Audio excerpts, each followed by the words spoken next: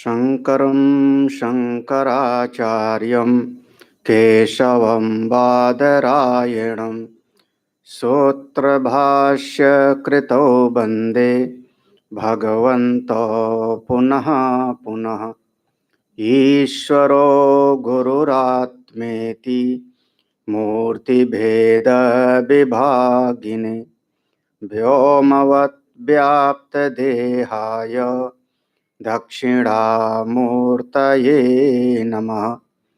सदाशिवसमारम्भां शङ्कराचार्यमध्यमाम् अस्मदाचार्यपर्यन्तां वन्दे गुरुपरम्पराम्।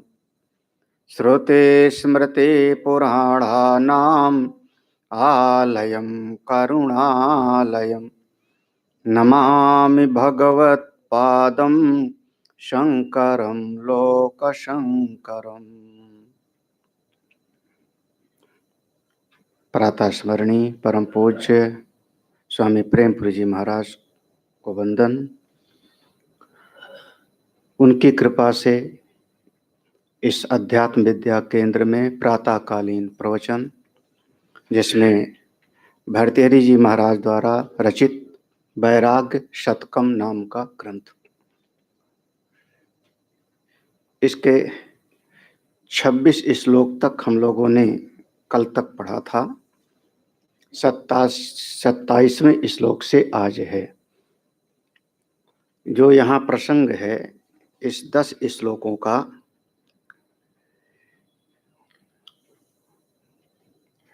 10 श्लोक के इसमें विभाग किए गए हैं। इन 10 श्लोकों में है याचना दूषण।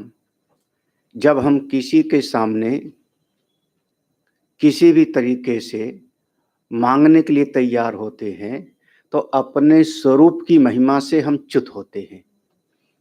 जो मेरा अपना आत्म स्वरूप है, सच्चिदानंद ब्रह्म, वहां से हमारी प्रच्युति हो जाती है। इसलिए कम से कम इतना तो हो कि अपने स्वाभिमान का, अपनी महिमा का एक गौरव हो और हम किसी के सामने दीनहीन न बने।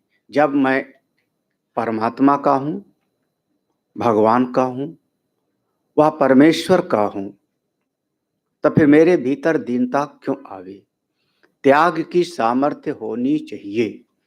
इस प्रसंग में कोई ऐसा एक बालक है जो गुरुकुल में जाकर के उसने विद्या अध्ययन किया और विद्या अध्ययन करने के बाद में फिर समावर्तन संस्कार हुआ, गृहस्थ हुआ। अब उसके पास में कोई अपना रोजगार आदि तो है नहीं। वह वेद पढ़ता है, पढ़ाता है, यज्ञ करता है, कराता है। उसी से उसका पूरा का पूरा दिनचर्या चलती है। अब उसमें कभी कभी उसको कहीं कहीं पर जब कहीं यजमान के घर पे जाते हैं तो सभी यजमान एक तरीके के नहीं होते। कोई श्रद्धा वाला भी होता है और कोई कभी कभी कटाक्ष भी बोल देता है, व्यंग भी बोल देता है। तो कभी कभी उसको चित्त में ऐसा होता है कि मैं क्यों यहाँ पर पड़ा हूँ, क्यों इनके यहाँ पर आकर के स्वस्ति वाचन करता हूँ, क्यों मैं इनका आकर के कामना करता हूँ, क्योंकि थोड़ा बहुत ये हमको दे देते हैं, इसीलिए। इसकी बजाय मैं जंगल में जा करके एकांत में रह करके अपने परम पुरुष परमात्मा का ध्यान करूं, वह सबसे अच्छा होगा।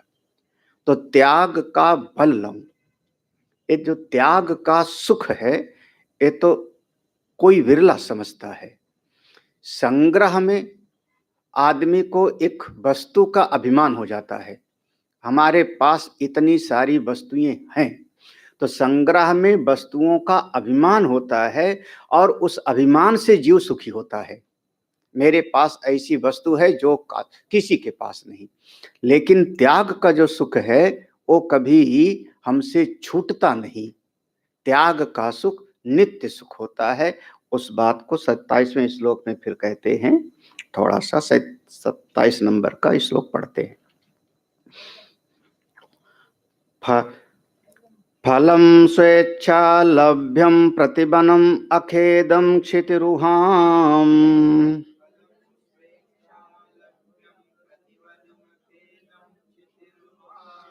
पया स्थाने स्थाने शिशिरिमधुरं पुण्यसरिताम्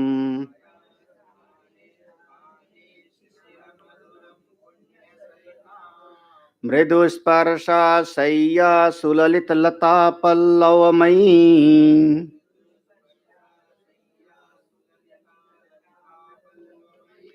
सहन्ते संतापं तदपि धनिनां द्वारी कृपणाः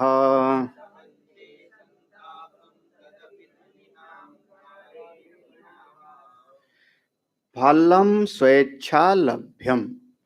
हम क्यों ना अब वह जो एक ब्रह्मचारी है, वह जो एक साधक है, वो मन में सोचता है, अपने ही मन को शिक्षा देता है, क्यों ना मैं ऐसे जंगल में चला जाऊं जहां पर स्वेच्छा पूर्वक हमको स्वादिष्ट फल मिल जाए। स्वास्थ्य को ही ठीक रखना है, पेट भरना है, उस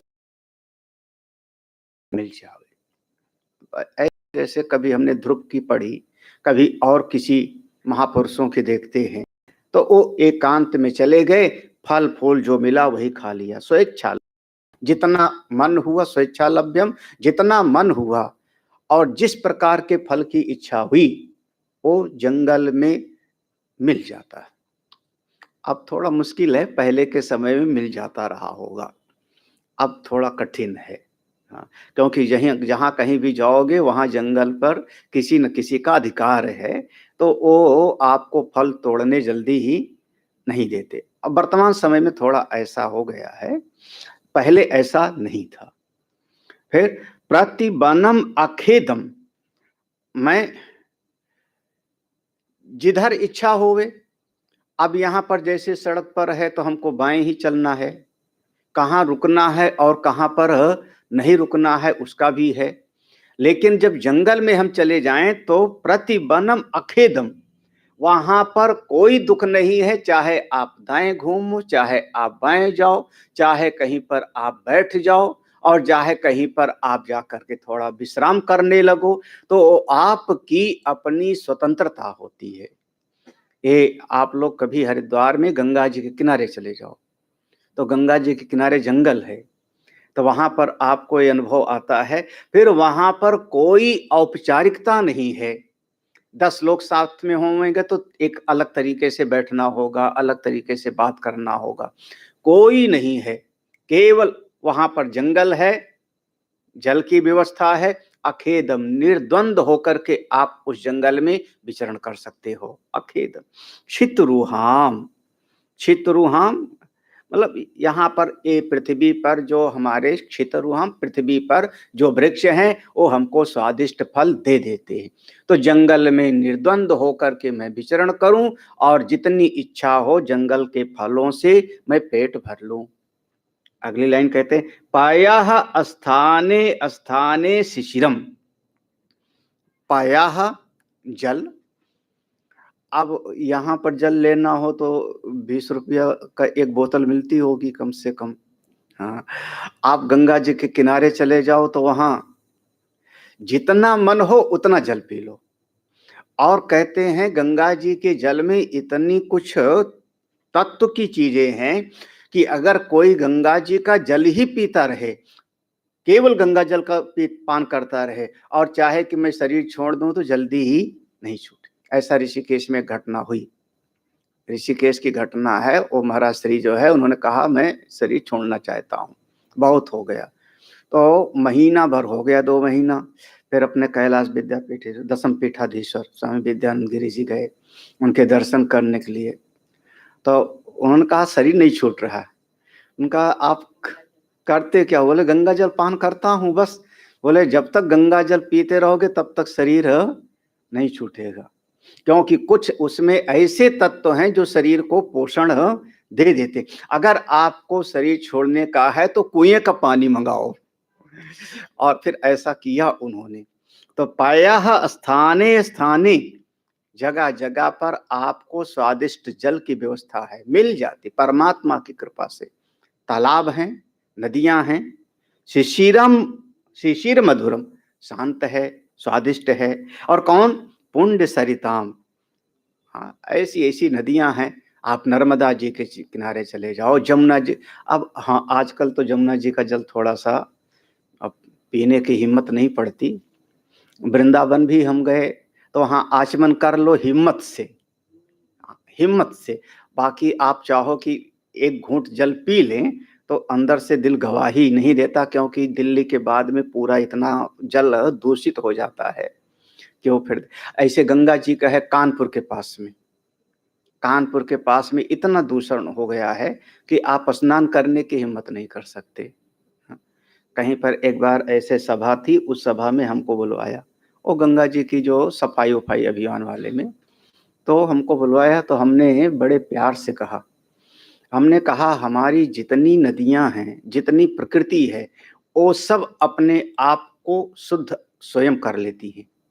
पांचों महाभूत, ये जितना हमारा नेचर है, प्रकृति है, ये अपने आप में सक्षम है।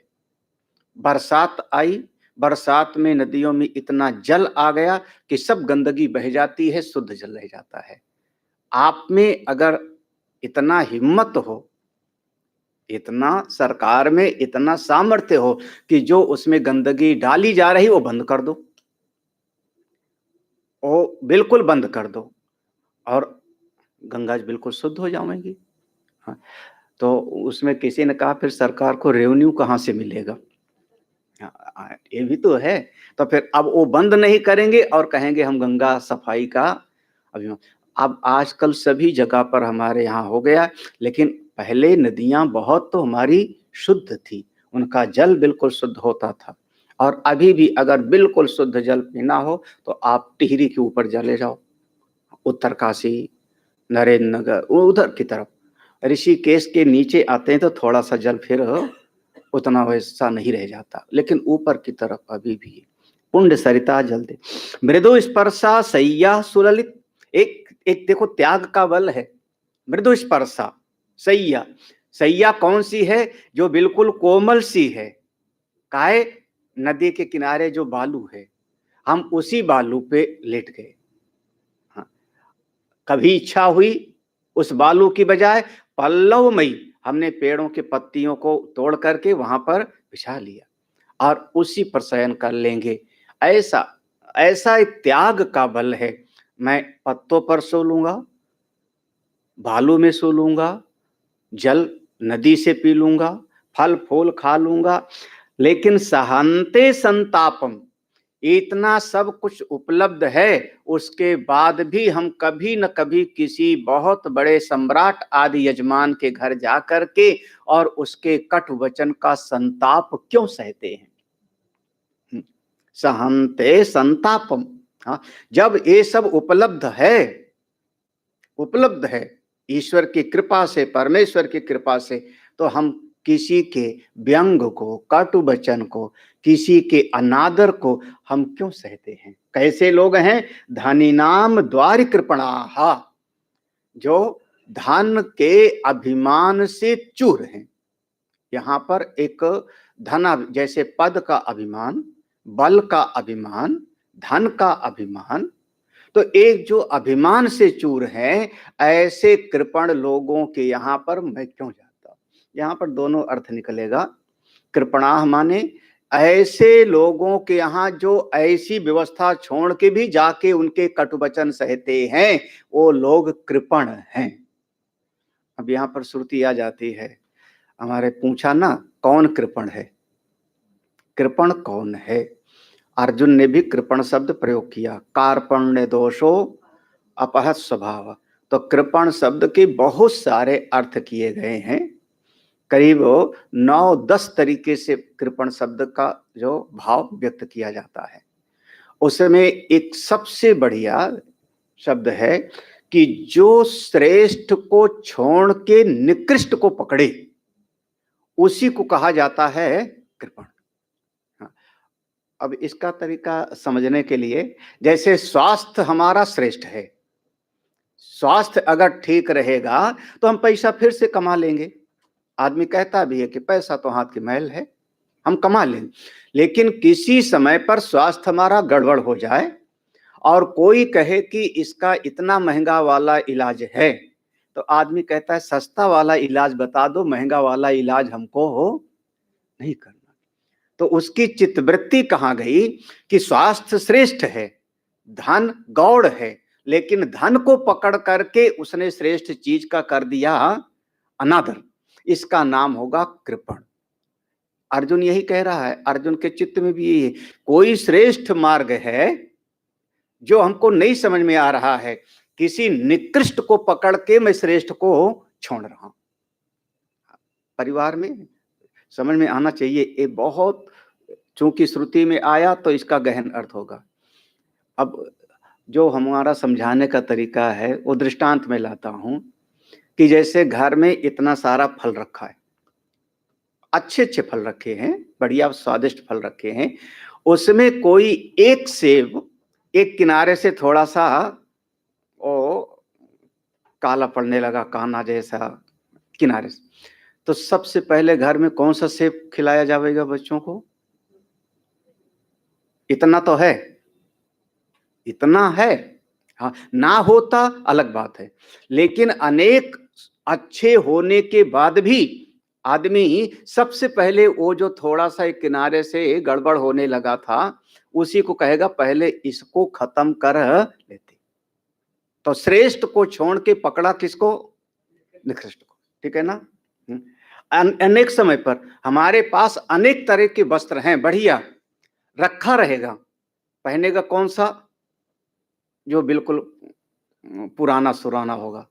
हाँ, वो क्या हुआ? वो श्रेष्ठ को छोड़ के जब निकृष्ट को पकड़ता है तो उसी का नाम होता है कृपण। अब देखो श्रुति से जोड़ लो, यौवा एतद अक्षरम अविदित्वा अस्मात् लोकात् प्रैति सा वै कृपणः। गार्गी, ये याज्ञवल्क्य का सूत्र है। गार्गी ने कहा कृपण कौन? तो याज्ञवल्क्य भगवान ने कहा जो इस जगत में अक्षर तत्व को जान सकता था लेकिन उस अक्षर पर ब्रह्म तत्व को जाने बगैर इस जगत से चला गया, गार्गी वही कृपण है। जान सकता था, ऐसी सामर्थ्य थी, शरीर था, स्वास्थ्य था, सब कर बताने वाले शास्त्र थे, संत थे, तो जान सकता था, लेकिन फिर भी उस तत्व को छोड़ दिया। क्यों? क्योंकि घर परिवार धन संपत्ति इसकी ममता के कारण। ऐसा व्यक्ति वही कृपण है।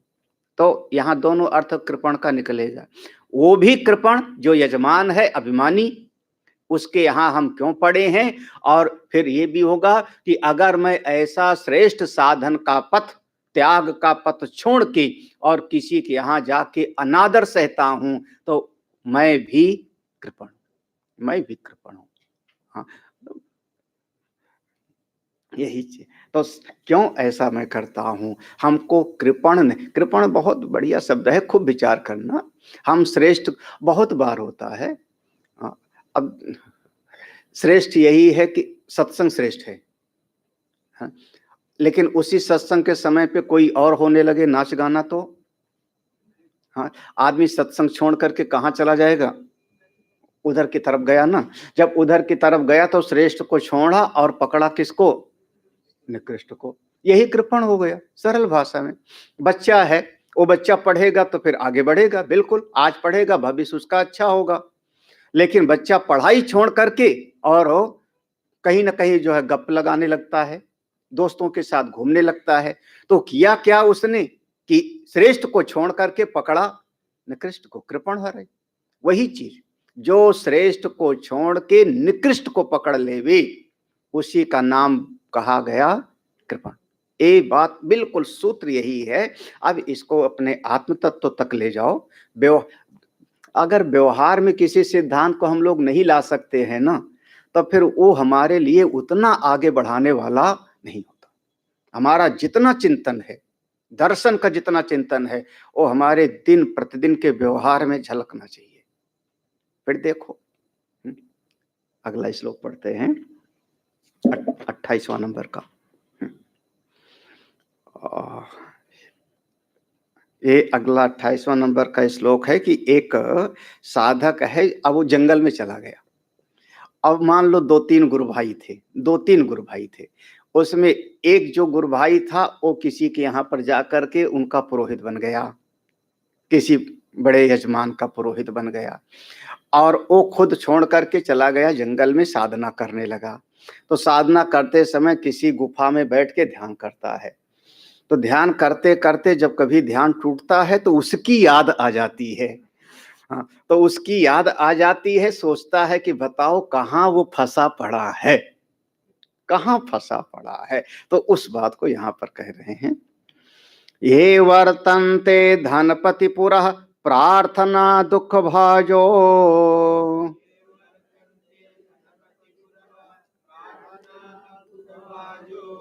ये चाल्पत्वं दधति विषयाक्षेप पर्याप्त बुद्धे,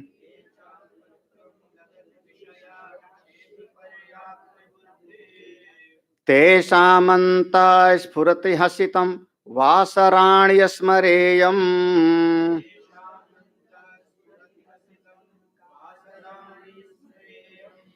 ध्यानच्छेदे शिखरि कुहर ग्राव शय्या निषण्डः,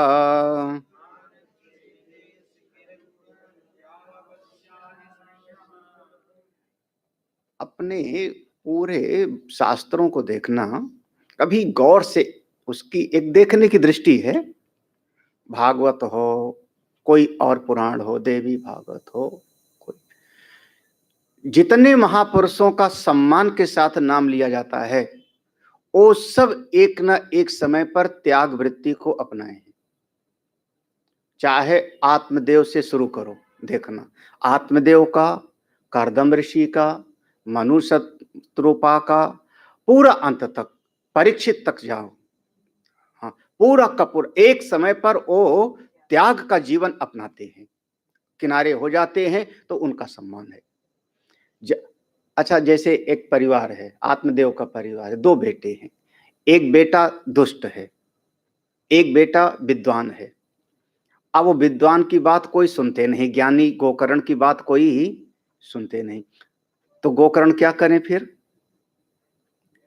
हाँ, एक दो बार समझाया होगा, एक दो बार बात किया होगा, लेकिन वो कहता है तुम छोटे हो, मैं तुमसे बड़ा हूं, 3 नहीं महीना सही, मैं तुमसे ज्येष्ठ हूं, नहीं बात सुनता। पिताजी तो जंगल में चले गए, तो सबसे बढ़िया था उन्होंने प्रणाम किया और वहां से जंगल की तरफ तीर्थ यात्रा के बहाने चले गए। जो जो इधर निकल जाते हैं वो सब हमारे लिए परम आदरणीय हुए। विदुर जी महाराज निकले ना, उन्होंने बल्कि धनुष बाण भी उनके दरवाजे पे रख दिया, मतलब ना तुम्हारी तरफ से लड़ूंगा और ना उनकी तरफ से लड़ूंगा, मैं किसी की तरफ नहीं हूं, मैं धर्म की तरफ हूं, मैं जा रहा हूं जंगल में। तीर्थ यात्रा करने लगते हैं। तो ये जो जो त्याग की वृत्ति है, फिर उनके हृदय की स्थिति देखो कैसा है। तो ये साधक है, देखो नीचे की लाइन पहले देखो, ध्यान छेदे। अब वो साधक जंगल में चला गया, वहां पर जाकर के कहीं पर शिखरी कुहरी ग्राव सही, शिखरी माने किसी चोटी पर, किसी चोटी पर वो कोई गुफा सी मिल गई, उस गुफा में वो ध्यान करके बैठ रहा है। कहीं पर गुफा, शिखर कुहर माने बहुत कुप, हाँ गुफा सी है, वहां पर बैठा ध्यान कर रहा है। ग्राव सैया निसंडा, बिल्कुल निश्चिंत होकर के बैठा हुआ है।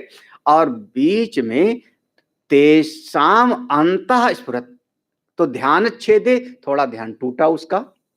जब तक ध्यान लगा रहा बहुत अच्छा, अपने आत्मस्वरूप का आनंद का। हाँ, ये ध्यान, ध्यान तो है ना। हाँ, आत्मस्वरूप का बोध कैसे होगा?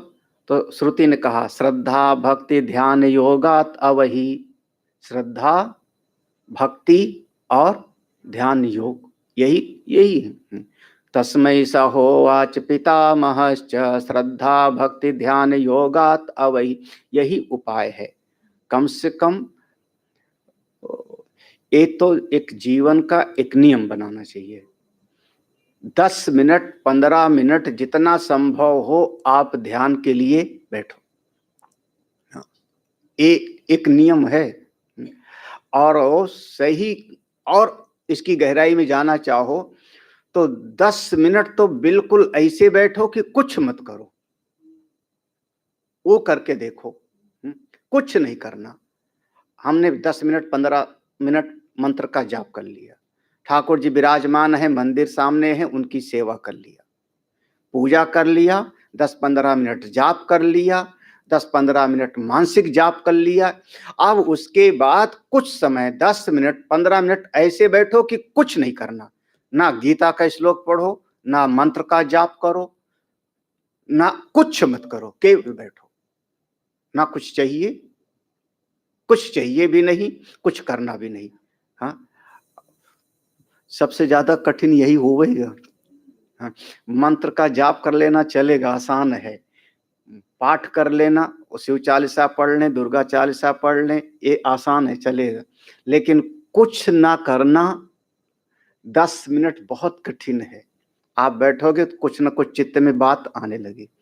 तो जितने समय तक आपका मन बिल्कुल शांत रहा, चाहे 2 मिनट सही, वही समय आपका वास्तविक ध्यान है।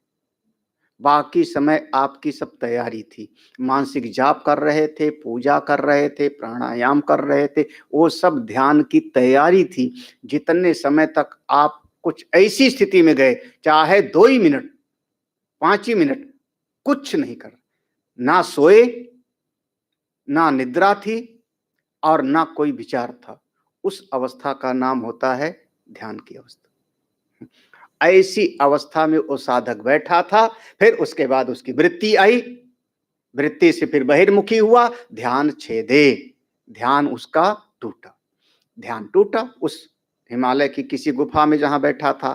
तब अंदर से अब उसकी फिर अब स्मृति आने लगी। हमारा वो गुरु भाई था, हमारे और भी गुरुकुल में 4-6 लोग थे। तो अब वो कहाँ थे? अमुक जगह पर, अमुक जगह पर।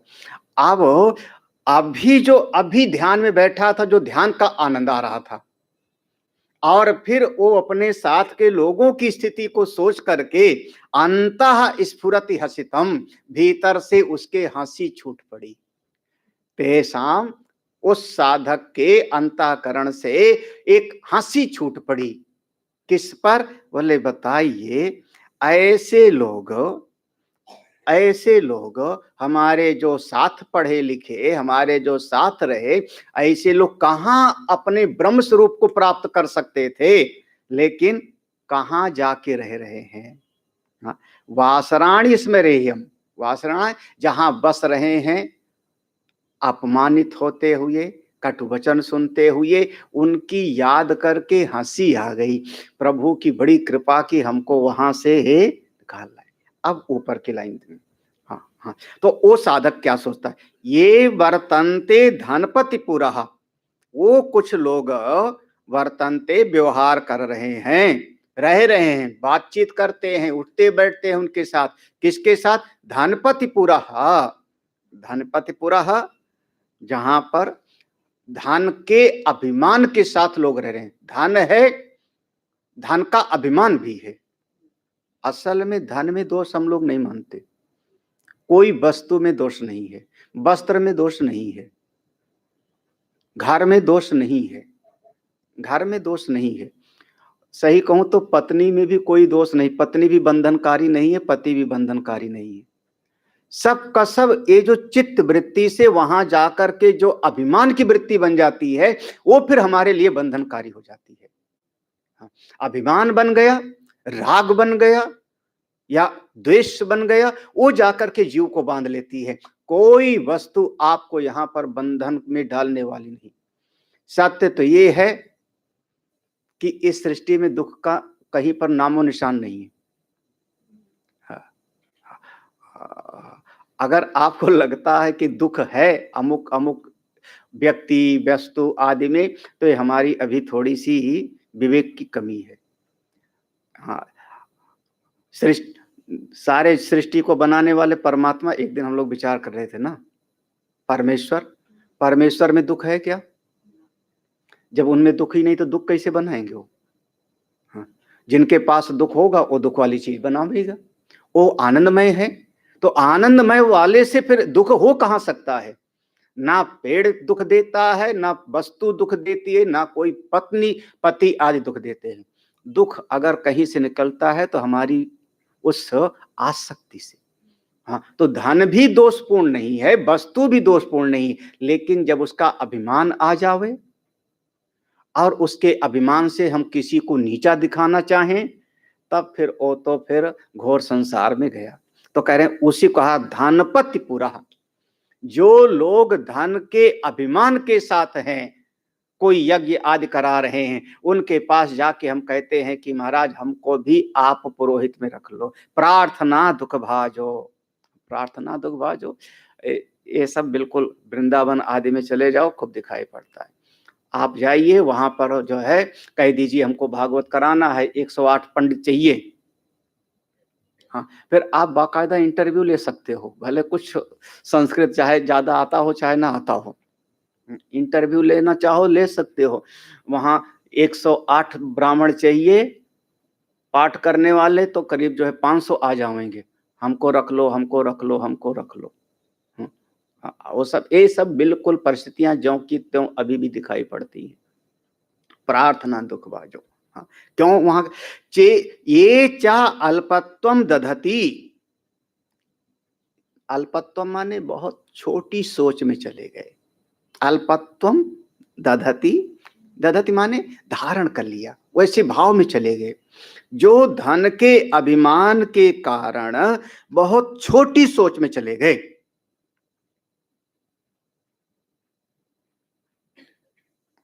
अच्छा, साथ ही साथ और क्या हुआ? विषय आक्षेप पर्याप्त बुद्धि। विषय आक्षेप बुद्धि कहां पर चिपकी हुई है? मेरे पास इतनी इतनी चीजें हैं, मेरे पास देखो इतना बढ़िया घर है, इतने लोग हैं, ऐसा बढ़िया पद है, प्रतिष्ठा है। तुम्हारे पास क्या है? मेरे पास तो सब कुछ है।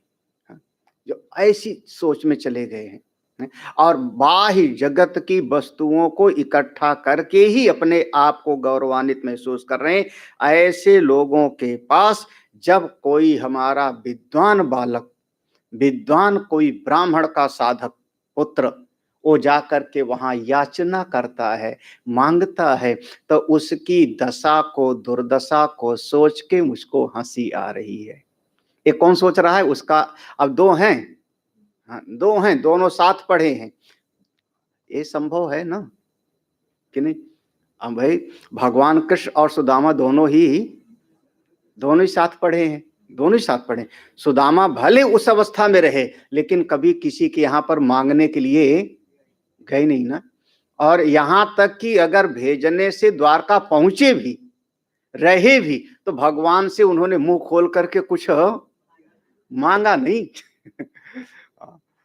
विशेषता तो तब आती भगवान ने कुछ दिया भी नहीं उनको। हाँ, चलते समय उन्होंने कहा मेरे कपड़े भी उतार दो। हाँ, ऐसे चलते समय, विदा करते समय कहा कपड़े भी उतार दो, जैसे तुम आए थे धोती फटी सी लपटी दुपट्टी वही पहनो और वैसे जाओ।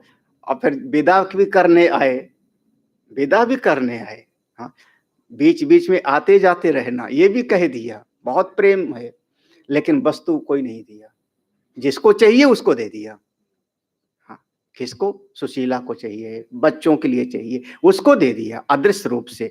और वहां तो ये कहा गया ब्रह्मविद ब्रह्मैव भवति, जो परमात्मा को पा लेता है परमात्मा की जैसे हो। भगवान ने अपने जैसे बनाया उनको, अपने जैसा महल, अपनी जैसी वस्तुएं, फिर वहां पर भेद नहीं रखा।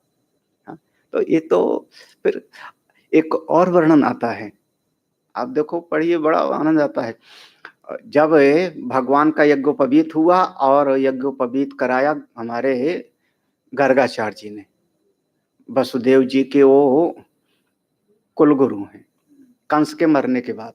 जब तो फिर यज्ञोपवीत के बाद पढ़ने कहाँ जाएं, कहाँ पढ़ने जाएं? तो फिर गर्गाचार्य जी को याद आया कि मैं काशी में विद्या अर्जन कर रहा था।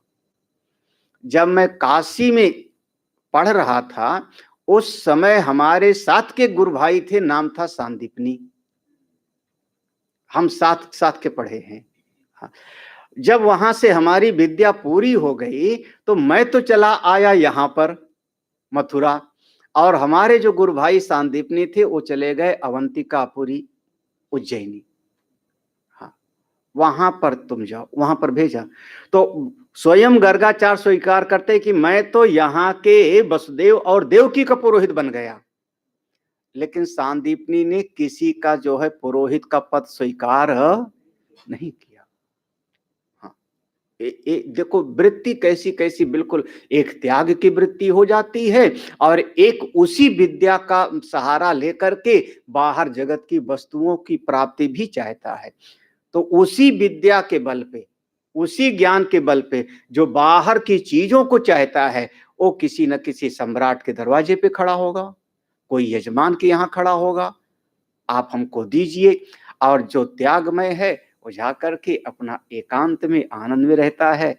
अब उसके चित्त में आता है, बताओ अपने स्वरूप का आनंद छोड़ के, अपनी साधना का आनंद छोड़ करके कहाँ जा करके अमुक अमुक जगह पर वो दरवाजे दरवाजे धक्का खा रहा होगा, उसकी याद करके वो साधक हृदय में एक हंस पड़ता है। हंस पड़ता है यानी ये संसार की विडंबना को देख करके आश्चर्यचकित हो जाता है, कैसा जगत है।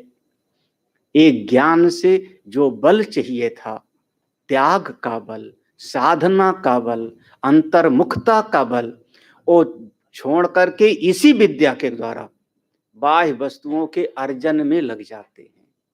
ये बिल्कुल स्पष्ट, आप लोग समझदार हो, देखते हो, दिखाई पड़ता है, हमारे जगत में दिखाई पड़ता है। अच्छे अच्छे जो है शास्त्रों के विद्वान भी जिस विद्या से अंतर्मुखता चाहिए, साधना का बल चाहिए, त्याग का बल चाहिए, हम त्याग सकते हैं, यही बल है।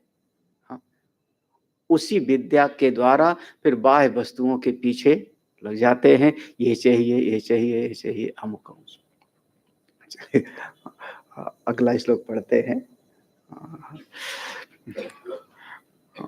गिरीश भाई ने कहा 50 श्लोक तक पढ़ा देना है, तो फिर जो है सोच तो यही रहे हैं कि 50 तक जो हो जाए ना, लेकिन हो जाएगा 50 तक।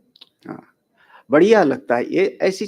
देखो ये सब जो है, किसी बिल्डिंग का जो है, आप ऐसी कल्पना करो कि एक महल बनाना है, उसकी नींव थोड़ी कमजोर छोड़ दो और गुंबद को खूब सजाओ, ऊपर के गुंबद को रोज बढ़िया से बेलबूटा कलर सब बढ़िया से, कितना बढ़िया सजाओ, वह महल कितने दिन टिकने वाला है।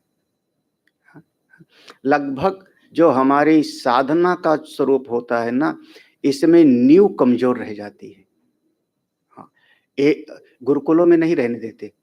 गुरुकुलों में फिर वो कहते हैं ना कि साल भर एक करो, साल भर 32 साल सेवा कराया इंद्र और विरोचन से, इतने साल तक सेवा करो। या अभी भी है, गुरुकुलों में वो नहीं रहने पाता, नींव मजबूत होती है। लेकिन जब हम लोग प्रवचन में समाज में आते हैं तो इतना समय नहीं है लोगों के पास में, उतना लगन भी नहीं है, तब फिर अब वो नींव हो जाती है कमजोर, और फिर हम ऊपर से बढ़िया बढ़िया गुंबद बनाना शुरू कर देते हैं।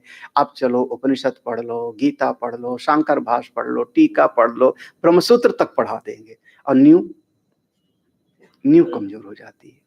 वो इसीलिए ये ज्ञान फिर भीतर वो विराजमान नहीं होता। हाँ, एक ब्रह्म विद्या है। हम लोग एक देहाती कहावत कहते हैं कि कुत्ता भी जहाँ बैठता है तो वहां तो थोड़ा साफ करके बैठता है ना, ऐसे एक देहात में कहते हैं। हाँ, फिर कहते हैं शेरनी का दूध सोने के पात्र में टिकता है। तो ये ब्रह्म विद्या कौन से अंतःकरण में विराजमान होगी? जो गंदा है, जिसमें राग द्वेष बैठा हुआ है, हाँ, जिसमें अपना पराया चिपका हुआ है, मैं और मोर तोर तय माया बैठा हुआ है। और हम कहते हैं इसी में ब्रह्म विद्या आकर के शोभायमान हो। तो ब्रह्म विद्या भी कहती है फिर हम ऐसी जगह पर हम क्यों आवेंगे? हाँ, क्यों आवे?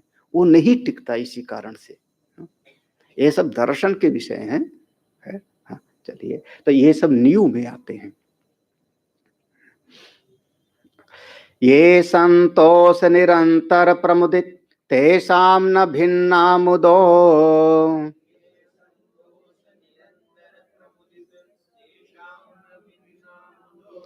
ये त्वन्ये धन लुब्ध संकल धियस् तेषां न तृष्णा हता।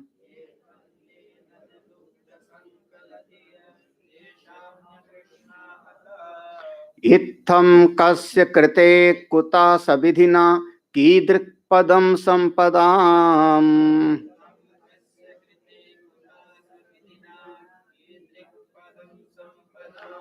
स्वात्मन्येव समाप्त हेम महिमा मेरोर्न मे रोचते।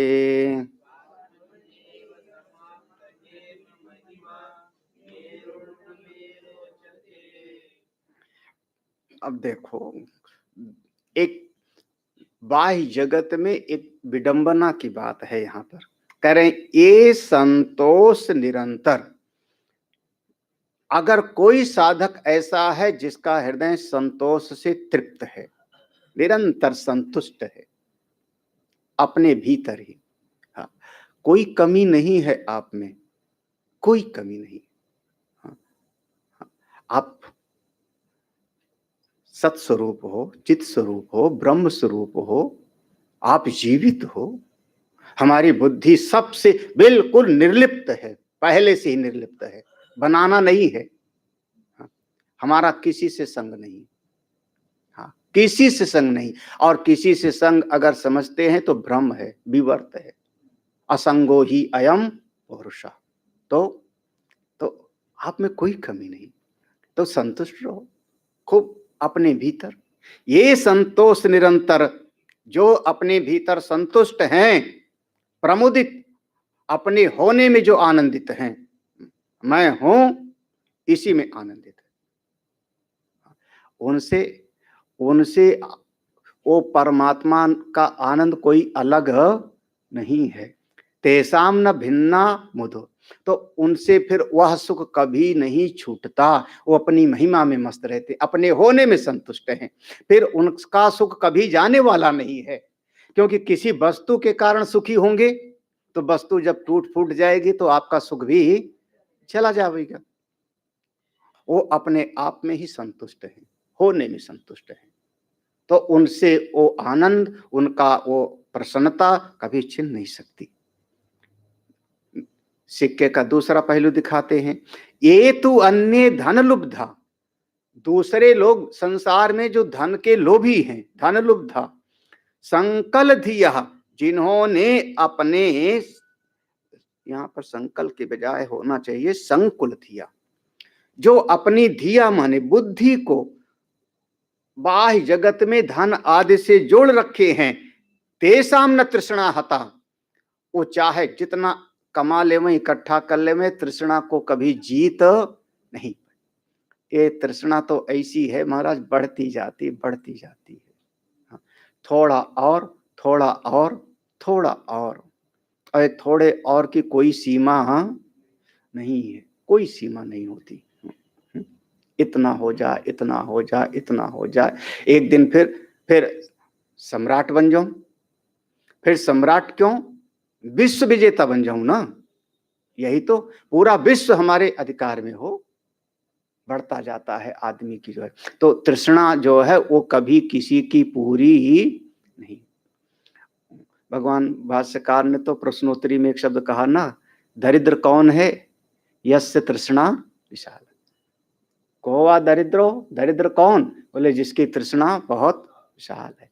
तो जो जिसकी बुद्धि बाह्य जगत की धन आदि में लगी हुई है, उसकी तृष्णा कभी पूरी हो नहीं सकती, चाहे जितना मिल जावे। और जो अपने आप में संतुष्ट है, उसका तो आनंद अपना स्वरूप है, आनंद उसका कभी छूट नहीं सकता। कह रहे हैं अब ये जो देखने में आ रहा है, ये थम कस्य कृते कुतः, जब इस प्रकार से मैं विचार करता हूं, ऐसा हमने चिंतन किया, तो कुता सा विदिना, विदिना माने ब्रह्मा जी, ब्रह्मा जी की दृक्पदम, ये बाहर के जो संपदा आदि बनाई हुई है, ये बाहर के संपदा आदि ये किसके लिए, हाँ, किसके लिए, हाँ, क्योंकि संपदा जिसके पास नहीं है और ज्ञान है, वो अपने आप में संतुष्ट है, आनंदित है। जिसको मिल जाती है वो कभी भी उसकी तृष्णा पूरी नहीं होती। तो इत्थम इस प्रकार से हमने विचार किया। तो कस्य कृते, किसके लिए, किसके लिए, किसने, ब्रह्मा जी ने क्यों बनाई इतनी सारी, किसका करें,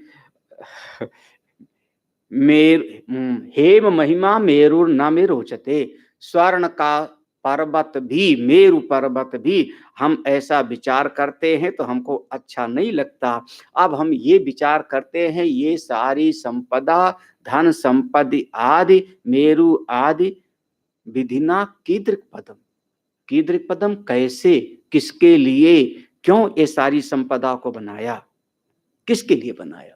हाँ, जिसको मिलता है वो भी खाली हाथ, हाँ, और जिसको नहीं मिलता वो भी खाली हाथ। सबसे बढ़िया तो वो कि जो अपने भीतर इस ज्ञान से संतुष्ट है, उसके आनंद की कोई सीमा नहीं।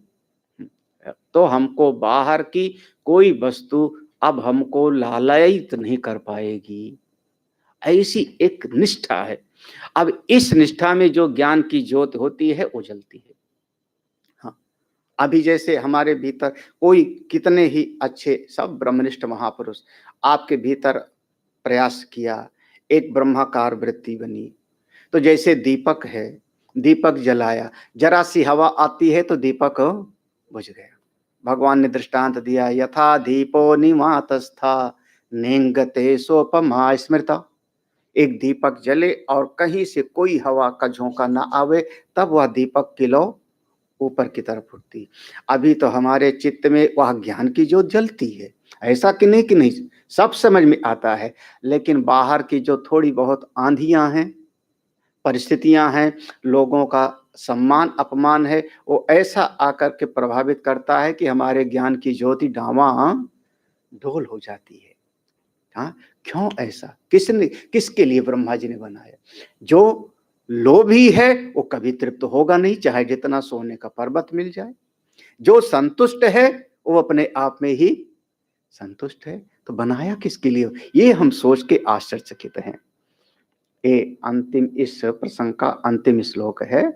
और ये भिक्षा के अन्न की महिमा है। अब भिक्षा का अन्न मतलब, जब कभी आश्रम वगैरह में भी आप लोग कभी जाते ही होंगे तो वहां संत लोग कहते हैं चलो भिक्षा कर ले, ऐसे बोलते हैं ना, सुनो भिक्षा कर ले। अब वहां आश्रम में 100 लोगों का भोजन बना है, 500 लोगों का भोजन बना है, लेकिन फिर भी कहते हैं क्या लेना है, भिक्षा। हाँ, तो भिक्षा के अन्न की महिमा, भिक्षा के अन्न की महिमा है। तो यहाँ बहुत सारे उसके जो है इतनी महिमा का गायन किया है। थोड़ा सा बस, भिक्षाहारम दैन्यम प्रतिसुखम भीति छिद्दम सर्वतो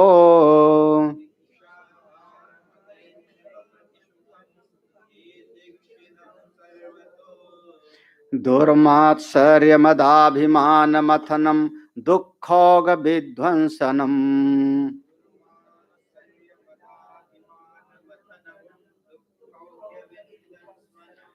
सर्वत्रान्वाहम प्रयत्न सुलभम साधु प्रियम पावनम।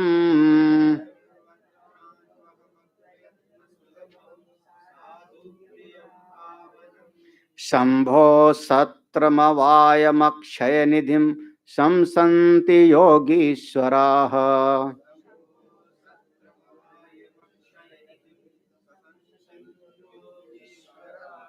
भिक्षा आहारम अदैन्यम, जो भिक्षा का भोजन है उसमें दीनता नहीं होती, हाँ, गिड़गिड़ानापना नहीं होता। उसमें भिक्षा का जो ग्रहण करता है उसका भी एक गौरव होता है, हाँ, सम्मान के साथ बुलाए जाते हैं। तब अदैन्यम, संसार में जो भीख मांगते हैं वहां दीनता होती है, वो दिन भीख में दीनता होती है, देने वाले में एक अभिमान होता है, लो ऐसे फेंक करके कभी कभी कोई दे देता है। लेकिन भिक्षा वो है कि जो देने वाला है, भिक्षा कराने वाला है, उसके भीतर विनम्रता होगी। आप मेरे पास आए, मेरे अन्न को ग्रहण कर रहे हैं, आपकी बड़ी कृपा है। और लेने वाले के भीतर एक अपने ज्ञान का, अपनी साधना का, उसका एक स्वाभिमान है। सन्यासी हूँ, बटुक हूँ, ब्रह्मचारी हूँ, भिक्षा आहार। तो जो भी ज्ञान के मार्ग पे चलता है वो सब भिक्षा लेने के अधिकारी है। कभी-कभी ऐसे होता है ना कि कोई गृहस्थ लोग पहुँच गए आश्रम में तो कहते हैं कि हम आश्रम का नहीं खाएँगे, ऐसा ऐसा लोग मानते थे, हम आश्रम का नहीं खाएँगे। तो अगर वहाँ यात्रा की दृष्टि से गए हैं तो मत खाओ, या जो खाओ फिर उतना थोड़ा बहुत कर देते हैं। यात्रा की दृष्टि से गए 2-4 दिन। लेकिन कोई गृहस्थी जाके वहाँ सोचा है कि मैं वहाँ पर जाकर के और 6 महीना साधना करूँगा। 6 महीना मैं साधना के लिए जा रहा हूँ, तब उसको भिक्षा के भोजन लेने में कोई दोष नहीं, क्योंकि दृष्टि गई कहाँ पर? साधना। वहाँ पर कोई दोष नहीं। भिक्षा आहारम अदन्यम अप्रति सुखम। ऐसा सुख ऐसा स्वादिष्ट होता है, मतलब घर में भोजन बनाओ उतना अच्छा नहीं लगता। हाँ, आश्रम का भोजन करो भले वो दाल ऐसी होवे कि जिसमें एक दाना ढूँढना पड़े। हाँ, और आश्रमों की दाल हम लोग ऐसे खाए हैं। हाँ, वो दाल का दाना ढूँढो उसमें तब भी शायद मुश्किल से मिले, खूब पानी-पानी, लेकिन फिर भी अच्छा लगता है। हाँ, स्वादिष्ट लगता है। प्रति सुखम भीति छिदम सर्वतो, उसमें कोई डर नहीं लगता। हाँ, कोई भय नहीं। हाँ, कोई भय नहीं। भीति छिदम। हाँ, खैर दुर्मात्सर्यम, दुर्मात्सर्य हमारे चित्त में जो कोई ईर्ष्या आदि होती है उसको मिटाने वाला होता है। हाँ, मद अभिमान मथनम, भिक्षा का अन्न क्या है? हमारे भीतर के मद को, गर्व को, अभिमान को मथ देने वाला होता है, मिटा देने वाला होता है। दुख औघ विध्वंसनम, और समस्त दुखों के समूह का विध्वंस करने वाला था। ये हमारे ये भिक्षा के अन्न की इतनी सारी महिमा है। हुँ? हमारे मन के दोषों को मिटा देता है, मन के बुरी वृत्तियों को मिटा देता है, मद अभिमान को मिटाता है। वो भिक्षा का अन्न इसीलिए पहले बहुत अनिवार्य था। ब्रह्मचारियों के लिए, सन्यासियों के लिए अनिवार्य विधि थी। उससे अभिमान मिटेगा, उससे एक आनंद मिलेगा। हाँ, और साथ में सर्वत्र अन्वाहम अप्रयत्न सुलभम। वाह! क्या बढ़िया बात है। हाँ, बड़ी आसानी से सब जगह सुलभ है। हाँ, ऐसा थोड़े अब यहाँ पर गए, वहाँ पर माँगा, नहीं मिला तो दूसरे के यहाँ माँग लेंगे। हाँ, हाँ, आप लोगों का जो है 1 ही 2 घर होगा, हम लोगों का घर सर्वत्रम अन्वाह। हाँ, और शायद हमारे हरिद्वार में हम एक संत के साथ वहाँ कहीं गंगा जी किनारे-किनारे बाँध बना है, देखा होगा, तो भारत माता मंदिर वगैरह के, तो वहीं घूम रहे थे। तो वहाँ पर कहीं पर भंडारा-वंडारा चलता रहता है खूब, तीर्थों में, वृंदावन हरिद्वार। तो कहीं भंडारा था तो ढेर सारी जलेबियाँ वगैरह वहीं बंधे के किनारे फेंक गया था कोई, बच गई होगी। हाँ, फेंक गया होगा। तो कौवे वहाँ पर एक-दूसरे को चोंच मार रहे थे, खा नहीं रहे थे कौवे, चोंच मार रहे थे वहीं पर। तो हमारे महात्मा जी ने हमको हाथ पकड़ के कहा, मेरा नाम लेकर के, ये हरिद्वार है, यहाँ कौवा भी जलेबी नहीं खाते। हाँ, अब आप क्या समझ महात्माओं की, आप आइए वहाँ पर जो है भंडारा है, वहाँ आ जाना। तो पहले बताते क्या-क्या बना है, पहले ये बताओ। हाँ, क्या-क्या बना है? और फिर साथ में और अंत में क्या-क्या कितना मिलेगा? फिर उसी हिसाब से हम आएँगे। तो सर्वत्र अन्वाहम अप्रयत्न सुलभम, बहुत आसानी से सुलभ है। और फिर साधु प्रिय भज पावनम, जो संत जनों को बहुत प्रिय है, पवित्र करने वाला है। हे शंभो, हे परमेश्वर, ये सब अन्न क्षेत्र जो चला रखा है किसने? हाँ, भगवान की ही तो अर्धांगिनी है ना, उनका नाम है अन्नपूर्ण। भिक्षाम देहि, कृपावलंबन करी, माता अन्नपूर्ण, वही तो है। तो ये जो सत्र माने ये जो आपका अन्न सत्र चल रहा है, ये सब का सब अक्षय निधि जिसका कभी समाप्त नहीं होता। हे प्रभु, हे भगवान शिव, जिनका मैं ध्यान करता हूँ, आप ही हमारे लिए इतनी सारी व्यवस्था किए हुए हो। ऐसे योगी जन, योगीश्वराः, जो संत जन, योगी जन, ऐसे भिक्षा के अन्न की महिमा का गायन करते हैं। कौन मांगते हैं? स्वयं वामन भगवान ने मांगा भिक्षा बटुक के रूप में। अभी भी जो भी ब्रह्मचारियों की दीक्षा दी जाती है उपनयन के समय भिक्षा मंगवाया जाता है, भिक्षा मांगो। भगवान शंकर जी भिक्षा मांगते हैं। तो कभी भिक्षा का अन्न अब बंबई में मत मांग लेना किसी घर में जाके। यहाँ तो पहले वो चौकीदार घुसने नहीं देंगे, दर्जन भर तो वही खड़े होते हैं। और एक आध बार तो हमको दिल्ली में ऐसे कहा, महाराज कार्ड लाओ, लो लाइसेंस रख दो, ये कर दो, किसके घर जाना है, कौन सा फ्लैट में जाना है। तो हमने कहा यहीं से मैं वापस जा रहा हूँ। अब जिसको यहाँ जाना था, हम थोड़ा लेट हो गए तो दरवाजे पर पहले खड़ा था, फिर चला गया। तो अब तो ये है। तो लेकिन ये हरिद्वार, वृंदावन, ऋषिकेश जो तीर्थ स्थान है, काशी है, वहाँ पर कभी ऐसा मौका मिले तो वहाँ पर पंगत में बैठ करके भोजन करना चाहिए। उसका बहुत अपना एक आनंद है।